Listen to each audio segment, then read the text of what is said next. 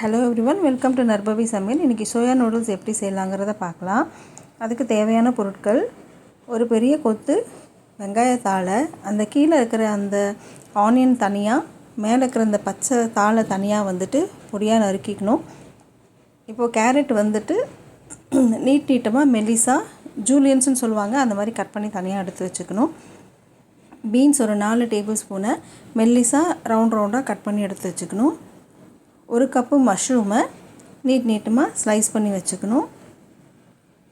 1/4 cup ப்ரோக்கலியை அந்த பூ மட்டும் தனியாக எடுத்து தண்ணியில் போட்டு வேக வச்சு எடுத்து வச்சுக்கணும்.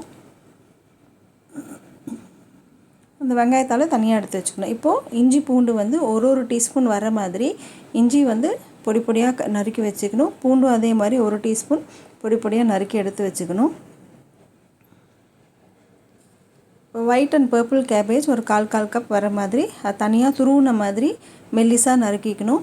குடமிளகா 3 கலர் எடுத்து வச்சுருக்கிறேன், அதையும் நீட்டமாக நறுக்கி தனியாக எடுத்து வச்சுக்கணும். இப்போ சோயா நூடுல்ஸ் இது ஆக்சுவலாக இது சிறுதானிய வெரைட்டிஸில் இதுவும் ஒன்று.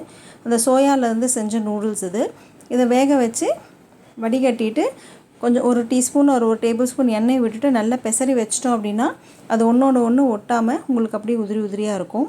இப்போ ஒரு கடாயில் எண்ணெய் விட்டுட்டு ஒரு 3 டேபிள் ஸ்பூன் எண்ணெய் விட்டுட்டு நல்லா புகை வர அளவுக்கு அதை நீங்கள் விட்டுறணும். அதுக்கப்புறமா இஞ்சி பூண்டை போட்டு நல்லா வதக்கிட்டு அந்த கீழே அந்த வெங்காயம் தாளில் இருந்த அந்த பல்பை மட்டும் போட்டு நல்லா வதக்கிக்கணும். அது கூட முதல்ல கேரட்டை போட்டுக்கோங்க.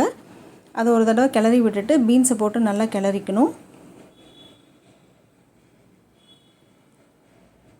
இப்போ அடுத்தது மஷ்ரூமை போட்டு நல்லா ஒரு தடவை கிளறிக்கோங்க.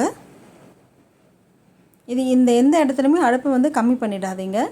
இப்போ 3 கலர் குடமிளகாயும் போட்டு நல்லா வதக்கிக்கணும். இப்போ முட்டைக்கோஸை போட்டு எல்லாத்தையும் நல்லா கிளறி விட்டுக்கணும்.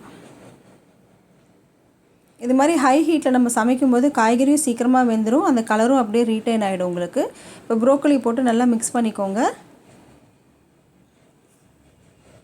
இது கூட கொஞ்சம் கருப்பு உப்பு போட்டு நல்லா மிக்ஸ் பண்ணிக்கணும். அதோட 2 டீஸ்பூன் சோயா சாஸ்,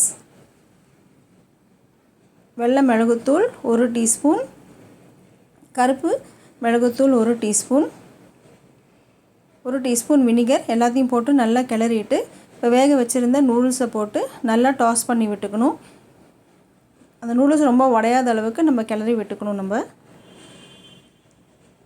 அந்த காய்கறி கூட அந்த நூடுல்ஸ் எல்லாமே நல்லா கோட் ஆகி நல்லா மிக்ஸ் ஆகிற அளவுக்கு நல்லா கிளறி விட்டுக்கணும். இப்போ உப்பு காரம் எல்லாமே செக் பண்ணிக்கணும். எல்லாமே ஓகே ஆகிடுச்சு அப்படின்னா கடைசியாக அந்த பச்சை கலர் இந்த தாள் எடுத்து வச்சுருந்தோம் இல்லைங்களா, அதையும் இது கூட போட்டுட்டு நீங்கள் சர்வ் பண்ணிக்கலாம். இது ஒரு சாஸ் கூட வச்சு நீங்கள் சர்வ் பண்ணிக்கலாம். நான் போடுற வீடியோஸ் உங்களுக்கு பிடிச்சிருந்ததுன்னா லைக் பண்ணுங்கள், ஷேர் பண்ணுங்கள், சப்ஸ்கிரைப் பண்ணுங்கள். கூடவே பெல் ஐக்கான் கிளிக் பண்ணிக்கோங்க. நோட்டிஃபிகேஷன்ஸ் வந்துடும் உங்களுக்கு. அன்போடு சமைங்க, ஆரோக்கியமாக சாப்பிடுங்க. நன்றி.